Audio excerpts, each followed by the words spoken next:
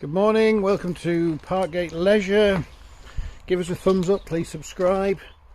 This morning we are going through a brief operational video for this Bessacarr motorhome. So we're going to have to do this one-handed, so please bear with us. But yeah, this isn't a sales video. We're not going to be talking about prices. It is just how to operate the equipment on this. So we'll go around the outside first. Here's your cassette. Slide it out, take it to a suitable emptying point, unscrew that and empty the contents. When you put it back in, do make sure it's locked in properly so you don't get any leaks. So fresh water, that goes in here, that's locked at the minute. And the world's most skew-width bracket, we've got a little supply there. Don't think you'll ever use that, but that is a 12-volt supply for a little water pump, so you can put a barrel of water there and then pump the water in to your freshwater tank. At the back, moving down towards the back here, there's your 240-volt hookup. So slide your cable, your socket onto there, and your little flap just sits on top of that. Make sure you clip it when you shut it or it'll flap in the wind. Nothing to do there, but that is your exhaust point for your gas, water heater, etc. And just underneath there, that is your grey water outlet. So open that to empty your shower water, your sink water. Moving around this side, the only other thing on the outside really, we've got this, so pull that down, slide this round. You've got a bracket that is an aid for getting in and out of the vehicle, but it also doubles up as a security lock across that door.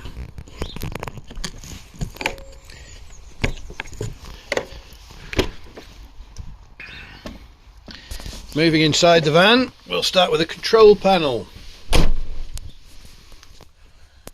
Well, you've basically got a power button there which turns it all on, tells you your leisure battery level. I mean, it is fairly self-explanatory. Cabin lights, that tells you your levels for freshwater, wastewater, batteries, etc. That's your awning light on and off.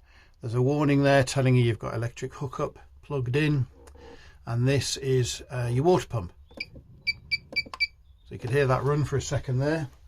That water pump will run and pump water continuously until a certain pressure is released. So if there is a leak or you've left a drain valve open, it'll keep pumping water till all your water's gone, and then it'll keep pumping till the pump dies. So do make sure that you've closed your water taps, etc. when you turn your pump on. Moving over to the fridge.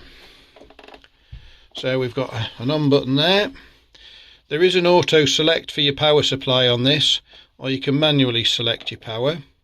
So battery, which is actually, there's a symbol of a battery which is 12 volts, runs on a 12-volt supply. We've got a gas flame there, that will run on gas.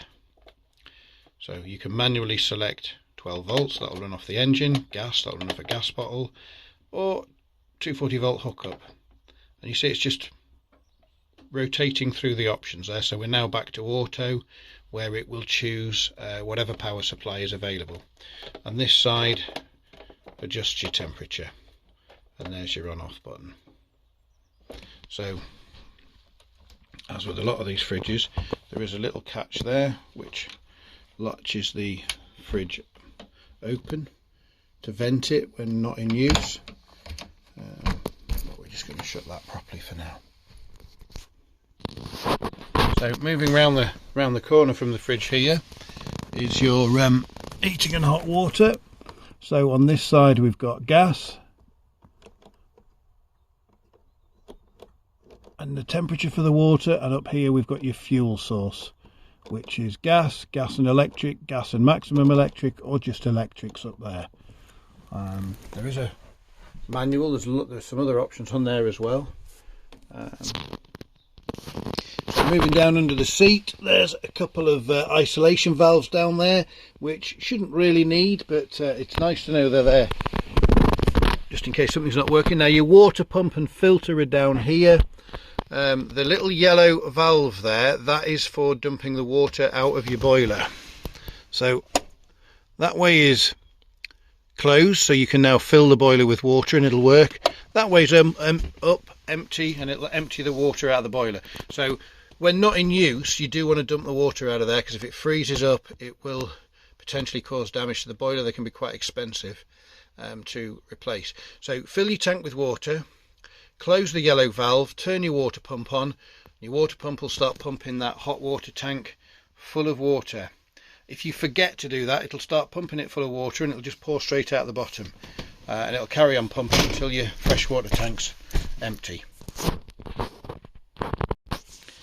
I think we've covered most stuff in here.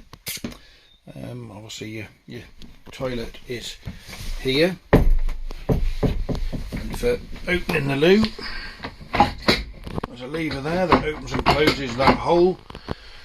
Then your flush is on the back just there.